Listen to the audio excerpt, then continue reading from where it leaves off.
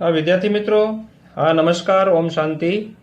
હવે મિત્રો આજે આપણે 15મા ચેપ્ટરની અંદર પર્યાવરણની અંદર ઓઝોન સ્તરની આપણે વાત કરી કે ઓઝોન સ્તર છે એ સ્ટ્રેટોસ્ફિયરની અંદર સર્જાતું એક પૃથ્વી માટે ઢાલ સમાન આવરણ છે જે પારજાંબલી કિરણો છે, જે સૂર્યના હાનિકારક કિરણો છે એને પૃથ્વી સુધી પહોંચવા દેતા નથી અને પૃથ્વીના સજીવોનું રક્ષણાત્મક કવચનું કાર્ય કરે છે. બરાબર. હવે મિત્રો વાત કરીએ કે આ ઓઝોનનું સ્તર છે એ વિઘટન કઈ રીતે થાય છે, એના માટેના જવાબદાર પરિબળો કયા કયા છે અને ઓઝોન ગર્ત એટલે શું, તો એવા બે ટોપિકની પહેલા આપણે ચર્ચા કરીએ.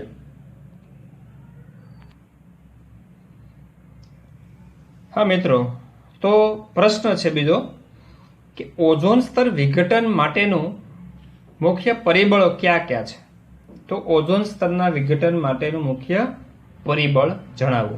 તો કયા કારણથી આ ઓઝોન સ્તરનું વિઘટન થાય છે, મતલબ કે આ ઓઝોન છે કયા કારણથી ઓઝોનનું સ્તર નાશ પામે છે. બરોબર, તો આપણે એ જોઈએ. તો આપણને મિત્રો એ ખબર છે કે ઓઝોન વાયુ છે જેનું અણુસૂત્ર છે O3.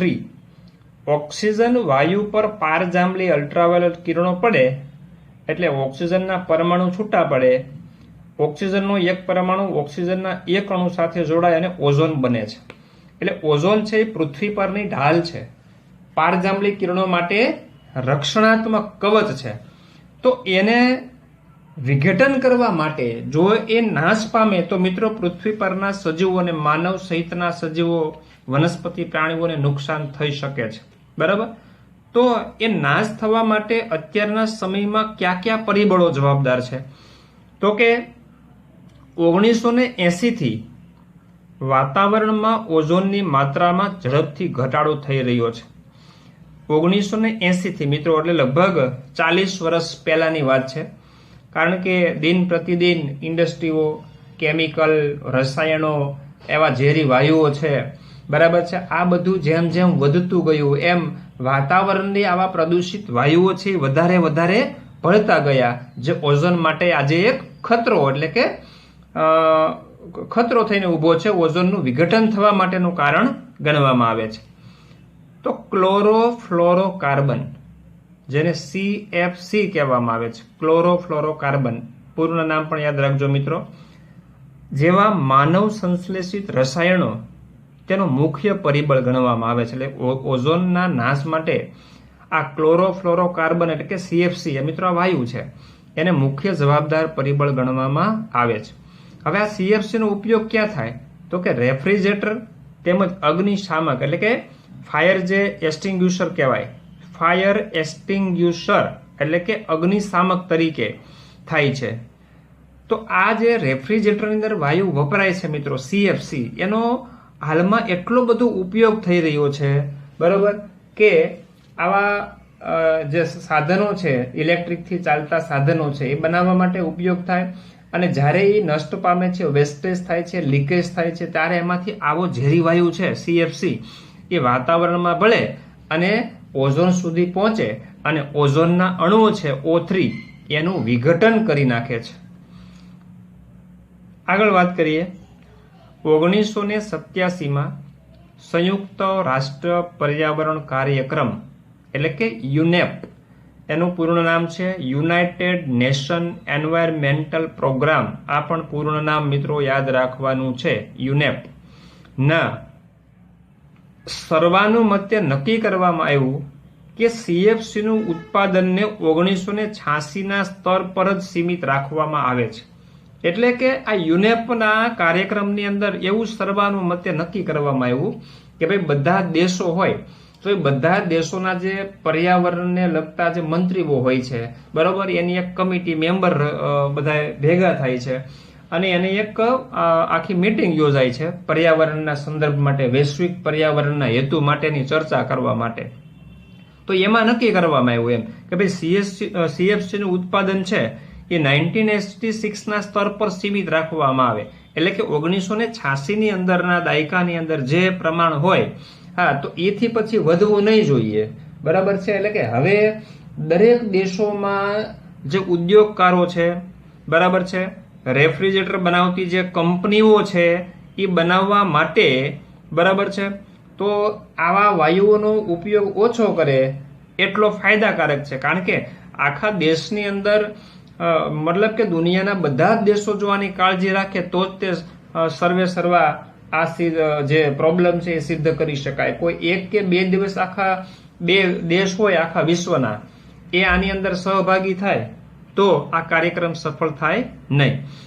હા, અને આ CFC ના ઉત્પાદનને શું કર્યું? 86 ના સ્તર પર જ સીમિત રાખવાનું નક્કી કર્યું કે ભાઈ હવે છે આ જે પ્રમાણ વાતાવરણમાં CFC નું છે એનાથી વધવું નહીં જોઈએ. તો નહીં વધવા માટે શું કરવું પડે? તો કે હવેથી રેફ્રિજરેટર બનાવતી વિશ્વની પ્રત્યેક કંપનીઓ માટે CFC મુક્ત રેફ્રિજરેટર બનાવવું ફરજિયાત કરવામાં આવ્યું. એટલે કે CFC નો ઉપયોગ કરવાનો નહીં. CFC મુક્ત માના CFC વગર. એટલે કે આવા પ્રદૂષિત વાયુઓ છે પછી વાતાવરણમાં ન ફેલાય અને જે ઓઝોન સ્તરનું વિઘટન માટે જવાબદાર બને છે એવું થઈ શકે નહીં. એટલે કે ઓઝોન સ્તરના રક્ષણ કરવા માટે આ એક સર્વાનુમતે આ નિર્ણય યુનેપ દ્વારા લેવામાં આવ્યો છે. હવે આ ઉપરાંત મિત્રો બે વાયુ છે, HFC જેને કહેવામાં આવે છે હાઇડ્રોફ્લોરોકાર્બન્સ, અને આ NO મતલબ નાઇટ્રોજનના ઓક્સાઇડ, નાઇટ્રોજન ઓક્સાઇડ NO, એ પણ ઓઝોન સ્તરના વિઘટન માટે જવાબદાર ગણવામાં આવે છે. તો ઓઝોન સ્તરના વિઘટન માટે વાસ્તવિક રીતે 3 ઘટકો થયા ને, એક CFC મતલબ કે ક્લોરોફ્લોરોકાર્બન, હાઇડ્રોફ્લોરોકાર્બન અને નાઇટ્રોજન ઓક્સાઇડ. તો આ ઘટકો છે એ ઓઝોન સ્તરના વિઘટન માટેના પરિબળો છે. પણ મુખ્ય પરિબળ કોને ગણવામાં આવે છે મિત્રો? CFC ને. હવે પછીનો સવાલ છે નાનો એવો કે ભાઈ ઓઝોન ગર્ત એટલે શું? તો ઓઝોન ગર્ત એટલે શું?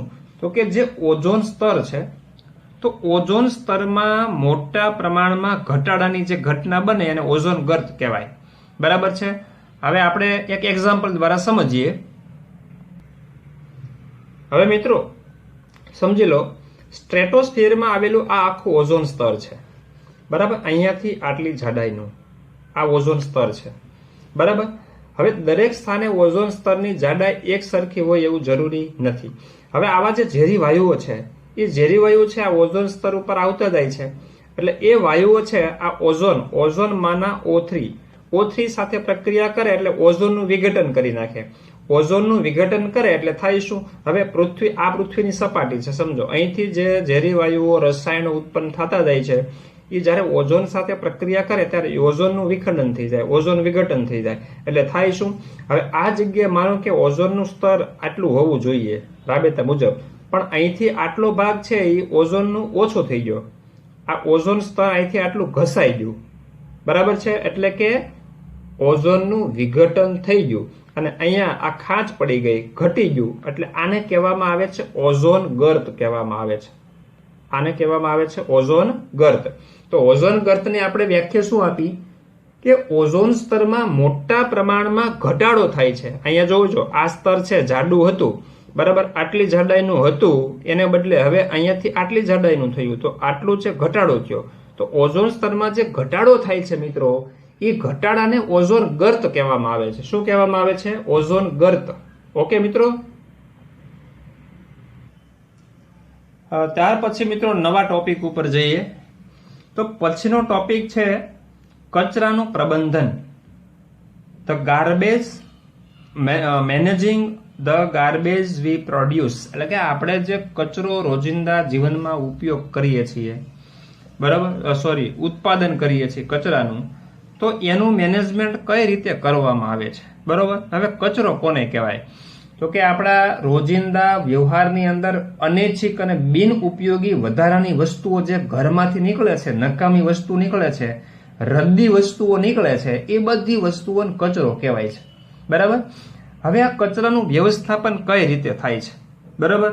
તો આપણે જાણીએ છીએ ઘરની અંદર રસોડાનો જે સામાન્ય કચરો હોય છે એમાં શાકભાજીના છોતરા હોય, ચા હોય છે, પાંદડા હોય છે, દૂધની ખાલી થેલીઓ, ખાલી ડબ્બા હોય છે, પ્લાસ્ટિકના કાગળ હોય, દવાની શીશી હોય, રેપર્સ હોય, જૂના ફાટેલા કપડાં હોય, જૂના જૂતા હોય છે, આવો કેટલોય નકામો કચરો ઘરમાંથી નીકળે છે, બરાબર. હવે આ બધા કચરાઓ છે એને આપણે શું કરીએ છીએ તો કે બોક્સની અંદર આપણે રોજે ભેગા કરીએ છીએ અને મ્યુનિસિપાલિટી વાળા જે કલેક્શન માટે આવે છે એને આપણે બરાબર છે આપી દઈએ છીએ. પણ આનું વ્યવસ્થાપન મિત્રો, ભીનો કચરો, સૂકો કચરો, કાચ હોય એવો કચરો હોય, જે વિઘટનીય કચરો હોય, અવિઘટનીય કચરો હોય, બરોબર, એટલે કે ઘન કચરો, પ્રવાહી કચરો, આ બધાને આપણે અલગ અલગ શક્ય હોય ત્યાં સુધી આપણે અલગ એને રાખીએ છીએ, બરાબર. અને અલગ અલગ સંગ્રહ કરી અને અલગ રીતે આપણે એનો યોગ્ય રીતે નાશ કરીએ છીએ. પણ હવે આપણે અહીંયા વાત એ કરવાની છે તો જે જૈવ વિઘટનીય કચરો છે તો એ જૈવ વિઘટનીય કચરા માટે અહીંયા એક પ્રવૃત્તિ આપી છે 15.5. હવે એ પ્રવૃત્તિ શું કહે છે કે ઘરની અંદરથી જે કાંઈ કચરાઓ નીકળે છે, હમણાં આપણે જે કાંઈ વાત કરી, શાકભાજીના છોતરા હોય, ચાનો ઉપયોગ કરેલા પાન હોય, દૂધની ખાલી થેલીઓ, ડબ્બા, નકામા કાગળ, દવાની ખાલી શીશીઓ હોય, બરાબર, પછી સ્ટ્રીપ્સ હોય, પછી પેન, જૂના ફટેલા કપડાં, તૂટેલા જૂતા હોઈ શકે છે. હવે આ બધું ભેગું કરી અને એક ગમે ત્યાં અહીંયા લખ્યું છે કે શાળાના બગીચામાં ખાડો કરી અને દબાવી દો. જો એવું સ્થાન પ્રાપ્ત ન હોય તો કોઈ જૂની ડોલની અંદર અથવા કુંડાની અંદર મૂકી, બરાબર, અને 15 સેન્ટીમીટર માટીના જાડા સ્તરથી ઢાંકી દો. એ કચરા શું કરવાનું? ઢાંકી દેવાનું, માથે માટી નાખી દેવાની, ઉપર પાણીનો છંટકાવ કરવાનો અને ભીનું રાખવાનું. હવે 15 દિવસ પછી અવલોકન કરવાનું, બરાબર, કે ભાઈ કયા કયા પદાર્થો લાંબા સમય પછી અપરિવર્તિત રહ્યા. તો એ મિત્રો શું કહે છે, હવે આપણે જોવાનું શું છે કે એ જે નકામો કચરો હતો, બરાબર, એની અંદરથી કેવા કેવા પ્રકારના કચરાઓ છે, એમાં શું પરિવર્તન આવ્યું. તો મિત્રો સામાન્ય વાત એ છે કે કેટલોક એમાંથી કચરો હોય એ ઝડપથી સડી જાય, ટુકડા થઈ જાય, બરાબર છે. કેટલોક કચરો એવો હોય છે જે બિલકુલ અપરિવર્તિત એટલે એમાં કાંઈ ફેરફાર ન થાય. દાખલા તરીકે તમે કાચની શીશી ફૂટી ગઈ હોય એને તમે કચરામાં નાખી હોય તો એ ગમે તેટલા સમય સુધી તમે એને ભીની રાખો કે જમીનમાં દાટી દો, ગમે તેમ કરો, પાણી નાખો, તો એ છે એમાં કોઈ પરિવર્તન થાય નહીં, તો એ અપરિવર્તિત છે.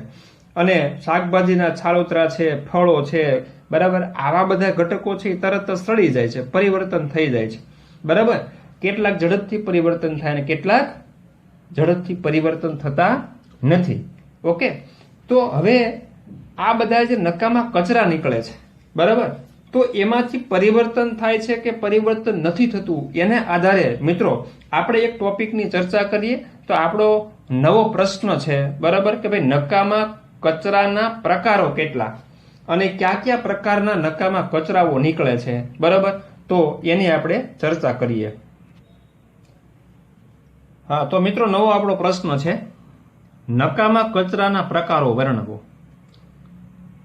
અનૈચ્છિક, બિનઉપયોગી. અનૈચ્છિક એટલે જેને આપણે ઈચ્છતા ન હોય એવું. બિનઉપયોગી વધારાની વસ્તુ કે ઘરગથ્થુ નકામી વસ્તુઓને કચરો કહેવાય છે. કચરાના સ્વરૂપના આધારે તેને 2 પ્રકારમાં વર્ગીકૃત કરી શકાય છે. તો કચરાના સ્વરૂપને આધારે કેટલા પ્રકાર પડે છે મિત્રો? 2 પ્રકાર. હા, તો કચરાના સ્વરૂપના આધારે તેને 2 પ્રકારમાં વર્ગીકૃત કરી શકાય. કયા પ્રકારનો સ્વરૂપ? સ્વરૂપ એટલે ઘન છે કે પ્રવાહી છે, બરાબર. તો ઘન કચરો તો કે રસોડાના કચરામાં ઘન કચરો કયો હોય તો કે શાકભાજી, ફળ હોય, છાલ, હાડકાં વગેરે. આ ઉપરાંત આ બધો ઘન કચરો કહેવાય. જો કે રેગ્યુલરલી રસોડાના કચરાની અંદર મિત્રો હાડકાં કેવી રીતે આવે, પણ હાડકાં છે નકામા ઘટક અને ઘન કચરા તો કહેવાય, બરોબર. આ પ્રશ્ન થાય કે ભાઈ રસોડાના કચરામાં રોજે કાંઈ હાડકાં થોડા નીકળે એમ, પણ છતાં અહીંયા ઉદાહરણ આપ્યું છે એટલે આપણે યાદ રાખવાનું કે હાડકો છે એ ઘન કચરો તો છે જ. હા, આ ઉપરાંત ધાતુનો કચરો, બરાબર. કેટલાક નકામા ડબ્બા કે આ તે જે મેટલના હોય છે, ધાતુ, એલ્યુમિનિયમના હોય, લોખંડના હોય, બરાબર, વગેરે, એ ધાતુનો કચરો કહેવાય. પછી કાચ, પછી પ્લાસ્ટિક, પછી પોલિથીન. પોલિથીન એટલે આપણે પ્લાસ્ટિકના જે જબલા આવે છે, થેલીઓ, એ પોલિથીન કહેવાય. એ બધા જ કચરાઓ છે એ ઘન કચરામાં સમાવેશ થાય છે. પછી પ્રવાહી કચરો તો કે ઘન કચરાની સરખામણીમાં પ્રવાહી કચરાનું વ્યવસ્થાપન અને હેરાફેરી સરળતાથી થાય છે. હવે મિત્રો, પ્રવાહી કચરો કોને કહેવાય? હવે દાખલા તરીકે આપણે જે ખોરાક ખાઈએ તો ખોરાક ખાધા બાદ જે શાકનો કચરો વધે છે, પ્રવાહી લિક્વિડ સ્વરૂપે રસો છે કે એઠો જૂઠો ખોરાક જે છે, એઠવાડ જેને આપણે કહીએ છીએ, બરોબર, પછી કચરો વાળીને સાફ કરેલું પોતાનું જે ગંદુ પાણી નીકળે છે, બરોબર, અને ઘરની કોઈ વસ્તુઓ છે એ સાફ કરવાથી, પોતા મારવાથી, પોતું નીચોવીને જે તમે કચરો ગંદુ પાણી નીકળે છે, આ બધું પ્રવાહી કચરો કહેવાય. બરોબર. તો પ્રવાહી કચરાનું વ્યવસ્થાપન અને તેની હેરફેર સરળતાથી થાય છે. તો મોટા ભાગે પ્રવાહી કચરો છે આપણે ગટરની અંદર જે સીવેજનું પાણી જતું હોય છે એની સાથે આપણે વહેવડાવી દઈએ છીએ. એનું કોઈ અલગથી ભેગો કરી અને કોઈ ઉઘરાવાનું કામ જે છે મ્યુનિસિપાલિટી દ્વારા એ પ્રવાહી કચરાનું થતું નથી. બરાબર. પણ ઘન કચરો જે ભેગો થાય છે એ રોજિંદા આપણે ભેગો કરી ડબ્બાની અંદર અને મ્યુનિસિપાલિટીની ગાડી આવે એની અંદર આપણે એનો નિકાલ કરીએ છીએ. ચાલો, તો સ્વરૂપને આધારે કેટલા કચરા થયા મિત્રો? ઘન કચરો અને પ્રવાહી કચરો. હવે વિઘટનના આધારે કચરાના બે પ્રકાર પાડવામાં આવે છે. વિઘટનના આધારે બે પ્રકાર ક્યાં ક્યાં? તો કે જૈવ વિઘટનીય કચરો. હવે જૈવ વિઘટનીય કચરો કોને કહેવાય? તો કે જે કચરો જૈવિક પ્રક્રિયા એટલે કે જીવાણુ અથવા મૃતોપજીવી દ્વારા વિઘટન કરી શકાય તેને જૈવ વિઘટનીય કચરો કહેવાય. હવે વિઘટકો દ્વારા, વિઘટકો કોણ છે મિત્રો? આગળ આવી ગયો આપણે, બેક્ટેરિયા છે અને ફૂગ છે અને વિઘટકો કહેવાય. બરાબર. તો જે કચરો છે જૈવિક પ્રક્રિયા દ્વારા, જૈવિક પ્રક્રિયા એટલે સજીવો દ્વારા. કયા સજીવો? તો કે વિઘટકો તરીકે બેક્ટેરિયા અને ફૂગ જેવા સજીવો દ્વારા. બરાબર. જીવાણુ કે મૃતોપજીવીઓ, મૃતોપજીવી એટલે ફૂગ, જે મૃત પામેલા શરીરમાંથી પોષણ મેળવે છે, એ વિઘટન કરી દે એવા કચરા શું કહેવાય? જૈવ વિઘટનીય કચરો કહેવાય. હવે દાખલા તરીકે શાકભાજી છે, ફળ છે, કાગળ છે, બરાબર. તો શાકભાજીના જે છાલોતરા નીકળે છે, છાલ કહીએ છીએ, બરાબર, ફળો છે, બગડી ગયેલા ફળો છે, એની છાલ છે, એના રેસાઓ છે વગેરે, અને કાગળ, આ બધા છે જૈવ વિઘટનીય કચરાઓ કહેવાય છે. પછી જૈવ અવિઘટનીય કચરો કોને કહેવાય? કે જૈવિક પ્રક્રિયા એટલે કે જીવાણુ કે મૃતોપજીવી ફૂગ દ્વારા વિઘટન ન કરી શકાય એને અવિઘટનીય, ટૂંકમાં જેનું વિઘટન ન થાય. બરાબર. આ પદાર્થો પર તાપમાન દબાણની કોઈ અસર થતી નથી, પરંતુ લાંબા સમય પર્યાવરણમાં મૂળ સ્વરૂપમાં જ રહે છે.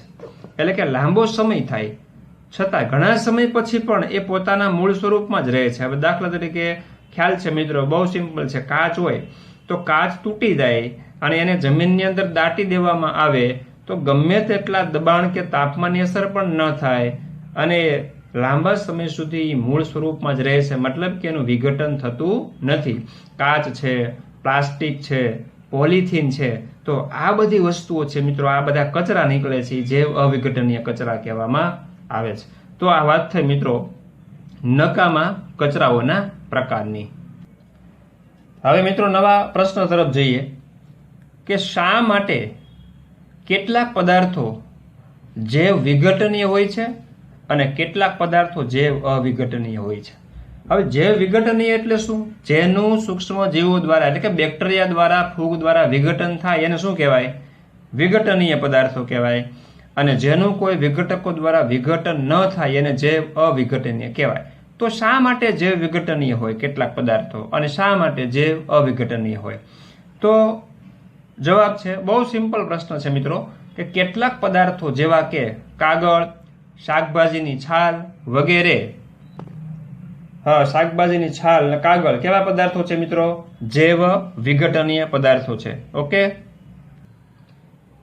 તો મિત્રો જૈવ વિઘટનીય પદાર્થો છે એટલે જીવાણુ કે અન્ય મૃતોપજીવી દ્વારા વિઘટન પામી અને સરળ સ્વરૂપમાં ફેરવાઈ શકે છે.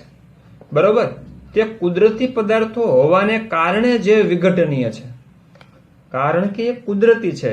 ચાલો હમણાં આપણે વાત કરી કે ભાઈ શાકભાજીના રેસા છે, ફળો છે, બરાબર, તો એ કુદરતી ઘટકો છે માટે એનું વિઘટન ઝડપથી થઈ શકે છે.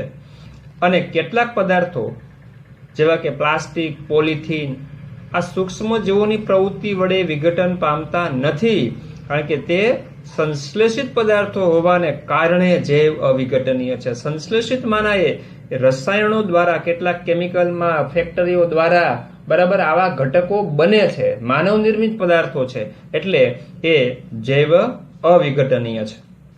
ઓકે મિત્રો, હવે આપણે એ ચર્ચા કરવાની છે પછીના પ્રશ્નની અંદર કે એવી બે રીતો દર્શાવો કે જેમાં જૈવ વિઘટનીય પદાર્થો પર્યાવરણને પ્રભાવિત કરે છે. તો જો બે બાબતો આપણે દર્શાવવાની છે કે જેમાં જૈવ વિઘટનીય પદાર્થો હોય એ પર્યાવરણને પ્રભાવિત કરે, એટલે કે એનાથી કાંઈક પર્યાવરણને અસર થાય.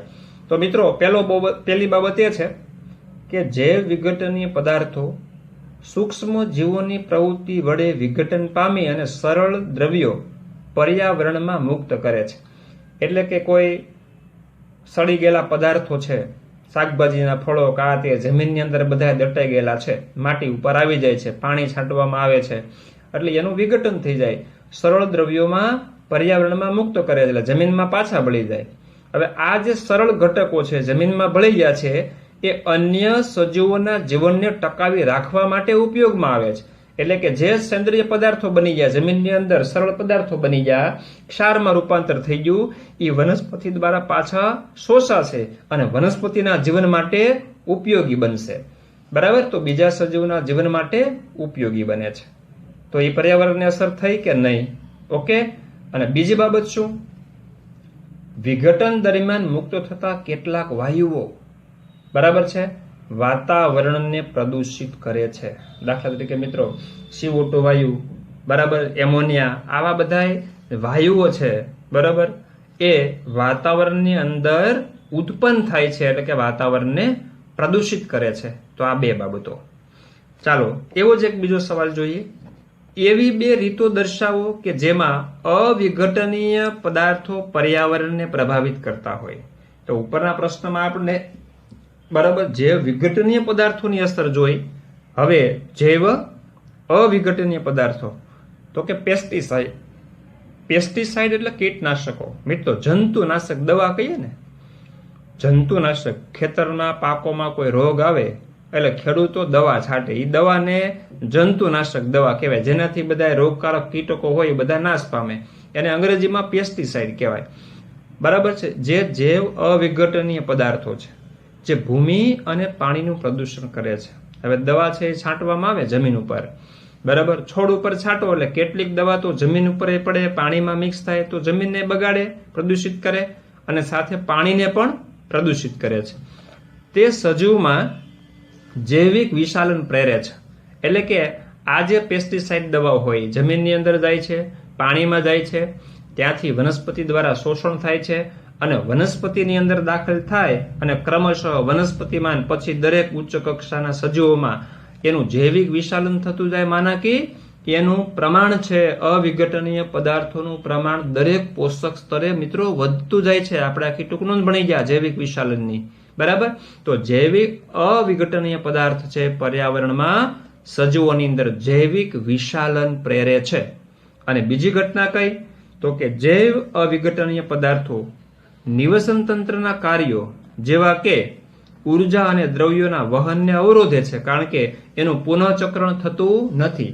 વિઘટન થઈ જતું હોય એવા ઘટકો જમીનમાં ભળીને પાછા વનસ્પતિમાં શોષાય, બરાબર, પણ અવિઘટનીય પદાર્થો છે એનું તો નિવસન તંત્રના કાર્યોમાં અવરોધરૂપ ઉત્પન્ન થાય છે, એનું વિઘટન નથી થતું, સરળ પદાર્થો બનતા નથી, એટલે કે એ ઉર્જા અને દ્રવ્યના વહનને અવરોધવાની ક્રિયા છે એ કરે છે. ઓકે મિત્રો. હા મિત્રો, એક નવો સવાલ છે. પ્રશ્ન છે, તમે કચરાના નિકાલની સમસ્યાને ઓછી કરવામાં શું યોગદાન આપી શકો? કોઈ પણ બે પદ્ધતિઓના નામ આપો. એટલે કે રોજિંદા જીવનની અંદર જે કચરો ઉત્પન્ન થાય છે, મોટા પાયે અત્યારે કચરો ઉત્પન્ન થાય છે, તો આના સમસ્યાને ઓછી કરવા આ નિકાલનો પ્રશ્ન છે. આખા શહેરની અંદર તમે જુઓ રોજબરોજ કેટલો કચરો ઉત્પન્ન થાય છે, બરાબર, કેટલી ગાડીઓ અને ટન મોઢે કચરો ઉત્પન્ન થાય છે. તો કચરો ક્યાં નિકાલ કરવો, એનાથી પ્રદૂષણ ફેલાય, કેટલાય રોગો ફેલાય, એ નિકાલ કરવા માટેની જગ્યાની વ્યવસ્થાપન કરવી પડે, આવા કેટલાય પ્રશ્નો સર્જાય છે. તો આ સમસ્યાને ઓછી કરવામાં આપણે શું યોગદાન આપી શકીએ? એના માટેના કોઈ 2 પોઈન્ટ 2 પદ્ધતિઓ આપણે જણાવવાની છે, બરાબર. તો નંબર 1 કે વધેલો ખોરાક આપણે જેને એઠવાડ કહીએ છીએ, પછી શાકભાજીનો કચરો, ફળોની છાલ, સૂકા પર્ણો અને બગીચાનો અન્ય કચરો. બગીચાનો અન્ય કચરો એમાં સુકાયેલા ફૂલ હોય, સુકાયેલા પાંદડા હોય, ડાળીઓ હોય, ટૂંકમાં વનસ્પતિજન્ય કચરો હોય, ઘાસચારો વગેરે વગેરે જેવા વિઘટનીય કચરાને જમીનમાં ખાડો કરી દાટી દેવામાં આવે. હવે બહુ સરળ વાત છે મિત્રો. દાટી દેવામાં આવે એટલે એનું વિઘટન થઈ જાય અને ખાતરમાં રૂપાંતર થઈ જાય, એટલે કચરાના નિકાલની યોગ્ય વ્યવસ્થા કરી શકાય. એટલે ખાતર પણ બની જાય અને કચરાના નિકાલની જે સમસ્યા છે એ પણ હલ થઈ જાય. બહુ સિમ્પલ પોઈન્ટ છે. બીજું, ટીન, ખાલી ડબ્બા, પેપર, ગ્લાસ, ધાતુની તૂટેલી વસ્તુઓ અને કચરાનું પુનઃ ચક્રીયકરણ કરવામાં આવે. હવે પુનઃ ચક્રીયકરણ કરવું એટલે શું? હવે આ ટીન ને ખાલી ડબ્બા ને આ બધું હોય, પેપર ને, એને શું કરવાનું? એ બધાને મિક્સ કરી દેવાનું. ધાતુ હોય તો ધાતુને ઓગાળી દેવાની, પેપર હોય તો પેપરનો ફરીથી પાણીમાં પલાળી અને એનો માવો બનાવી નાખવાનો, બરાબર છે. ગ્લાસને તોડીને ભૂકો કરીને આ બધા જે ઘટકો છે એને રિસાયકલિંગ કરવાના, એટલે કે એનો ઉપયોગ કરીને ફરીથી એમાંથી એવી જ નવી વસ્તુઓ બનાવવા માટે ઉપયોગ કરવો, એને શું કહેવાય? પુનઃ ચક્રીયકરણ કરવામાં આવે. તો આ વસ્તુઓનું પુનઃ ચક્રીયકરણ કરી નવી વસ્તુ બનાવી પુનઃ ઉપયોગ કરી શકાય છે. ખ્યાલ આવી ગયો મિત્રો? તો આ પદ્ધતિઓના નામ થયા પુનઃ ઉપયોગ અને પુનઃ ચક્રીયકરણ. ખ્યાલ આવી ગયો?